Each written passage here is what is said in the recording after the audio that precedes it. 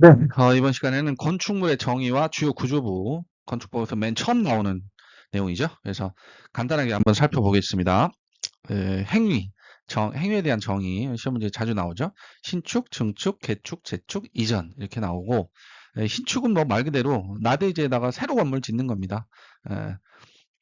그다음에 부속 건물만 있는 대지에 주건물을 축조하는 거, 이것도 이제 신축으로 볼 수 있고, 그다음에 이제 증축. 증축은 이제 기존 건축물의 건축 면적, 연면적, 층수 또는 높이를 늘리는 행위. 이게 이제 증가할 때 증자잖아요. 증축. 이거 늘린다. 그다음에 이제 개축, 재축. 요거는 이제 전부 일부를 철거하고서 종전 규모, 이게 중요하죠. 넓어지면 안 됩니다. 종전 규모로 다시 짓거나 그러면 개축이고 재해로 멸실돼서 다시 짓는 거 재축입니다. 신축 아니고. 그래서 종전 규모로 다시 짓거나 개축, 그다음에 재해로 멸실 됐다 하더라도 다시 짓는 거는 재축입니다. 신축이 아니고. 그다음에 이전, 요거는 이제 주요 구조부를 해체하지 않는다. 이게 많이 나오죠. 해체하지 않고 같은 대지, 이것도 많이 나옵니다. 주요 구조부를 해체하지 않고 같은 대지의 다른 위치로 옮기는 행위를 이전이라고 하죠. 어떻게 보면 좀 말장난 같긴 한데 어쨌든 뭐 시험이 그렇게 나오니까 어쩌겠습니까. 주요 구조부를 해체하지 않고 같은 대지의 다른 위치로 옮기는 행위가 이전이다. 끌고 가잖아요. 이게 구르마 같은 걸로 끌고 가는 걸로 지금 그림이 되어 있는데 일단 이렇게 이해하시면 될 것 같습니다. 해체하지 않고 다른 위치로 옮기는 거니까.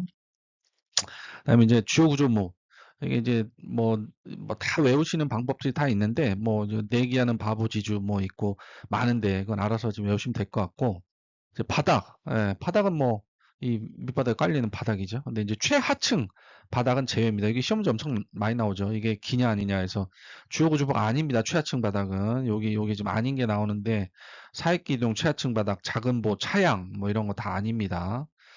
그다음에 내력벽, 요거는 어, 건물을 하중을 지탱하는 내력벽이니까 주요 구조부겠죠. 그다음에 기둥, 수직 하중을 지탱하는 거, 기둥 맞죠? 그다음에 보, 보는 이 수평으로 지나가는 거, 이거 보입니다. 보. 우리 건축물 보면은 위에 천장 보면은 왜 아래로 이렇게 불뚝 튀어나온 애들 있죠? 시멘트로. 그게 이제 보입니다. 보. 그다음에 주계단, 주계단, 핵심 계단, 사익 계단 뭐 이런 거 아닙니다. 주계단. 그다음에 지붕 틀. 지붕의 형태를 구성하는 골조. 여기 만약에 이렇게 이제 골조가 지붕으로 올리려면 골조가 올라가겠죠? 그 지붕 틀. 그래서 이제 내기하는 바보 지주. 뭐 이렇게 이제 제가 들은 수업에서는 그렇게 에, 암기했는데 암기 방법은 먼저 각자 찾아서 하셔야 될 것 같고요. 그다음에 이제 대수전. 이것도 이제 자주 나오죠. 내력벽. 내력벽은 일단 30제곱 이상 수선 변경하면 내력벽을 그럼 이제 대수전이 됩니다. 벽면적 30제곱 이상. 뭐 공법은 건축법 특히 뭐 숫자가 워낙 많기 때문에 뭐 무식하게 외우는 방법밖에 없을 것 같습니다. 내력벽은 30제곱 이상 만지면 대수전이다. 수선 변경하면. 그다음에 기둥보 지붕틀은 각각 3개 이상 수선 변경하면 대수선이다. 대수선이다.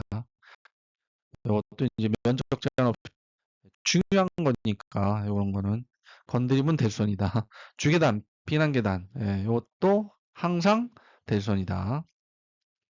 그래서 다가구 다세대 주택의 세대 간 경계벽을 증설 해체 수선 변경하는 행위도 포함됩니다. 여기 이제 제가 시험 문제 무슨 기출 문제에서 본 것 같은데 다가구 다세대 주택 세대 간 경계벽을 증설 해체 수선 변경하는 행위도 포함됩니다. 근데 이건 뭐 세대 간 경계벽이면 또 중요한 벽이잖아요. 중요한 벽이니까 이것도 대수선이라고 뭐 이해하면 되겠죠, 뭐. 크게 뭐 어려운 부분은 아니고 이게 이제 헷갈리는 영역의 문제들이다 보니까 그런 부분을 좀 확실하게 외우고 가야 될 부분이 있을 것 같아요. 그다음에 이제 건축물 높이, 층수 분류. 이제 고층은 30층 이상 혹 또는입니다. 또는 120 이상. 그러니까 한 층당 4m 하면 4, 3, 10이죠. 그다음에 초고층은 4, 5, 20이니까 50층 이상, 200 이상. 또는 초고층, 그러니까 둘 중에 하나만 만족하면 고층이거나 초고층인 거예요. 30층 이상이면 일단 초고층, 120이 안 되더라도. 근데 30층이 안 됐는데 120이 넘어갔어요. 그러면 고층인 거예요. 그다음에 이것도 마찬가지죠. 50층 이상 또는 200 이상 초고층. 준초고층은 고층 건축물 중 초고층 건축물에 해당하지 않는 거는 건축물. 이건 뭐 크게 의미는 없는 것 같고 일단 이 두 개만 확실히 외우고 있으면 될 것 같습니다. 도로 중요하죠. 건축법에서. 뭐 실무적으로도 중요하죠. 이 도로가 일단은 접해 있어야 건물을 지을 수 있고, 뭐 새로 짓는다 하더라도 나중에 뭐 투자 개념으로 뭐 땅을 사서 뭐 건물 짓는다 할 때 이제 이런 게 제일 중요한 부분 중에 하나더라고요, 보니까. 그래서 이제 보행과 자동차 통행이 가능한 너비 4m 이상, 이게 기본입니다. 건축법상 도로는 너비 4m, 너비 4m 이상의 도로, 예정도로도 포함합니다. 예정도로. 예정도로 뭐 지금 만들고 있으니까 조만간에 될 거니까. 그다음에 접도 요건. 이거 이제 그러면 그 땅이 건축물 깔고 앉아 있는 땅이 그 길에 요 너비 4m 이상 길에 얼마나 접해야 되냐? 2m만 일단 접하면 된다. 2m.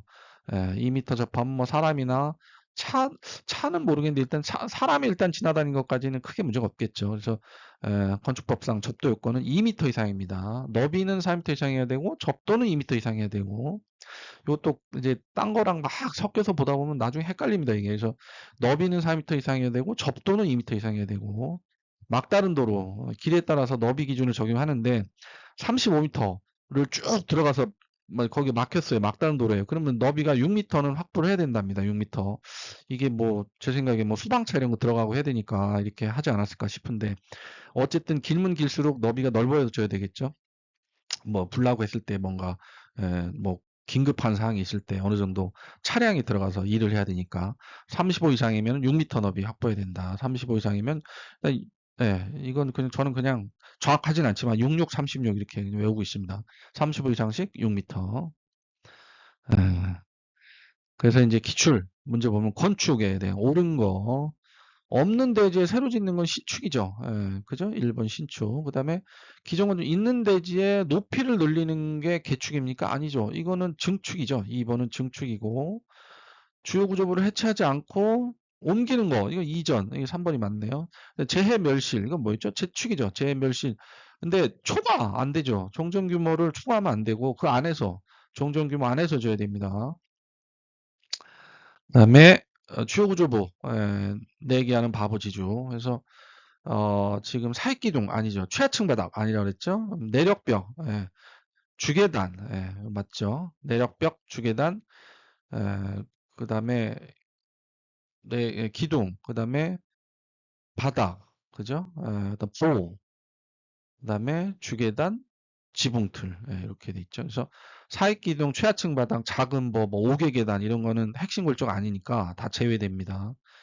최하층 바닥은 아닙니다. 그래서 이제 이 꼬시는 애들이 많이 나오는데 이 꼬시는 애들을 잘 보셔야 될 것 같아요. 메인도 메인인데 이 꼬시는 것 때문에 넘어가는 경우가 저도 종종 있었습니다. 예전에. 자, 여기까지 하겠습니다.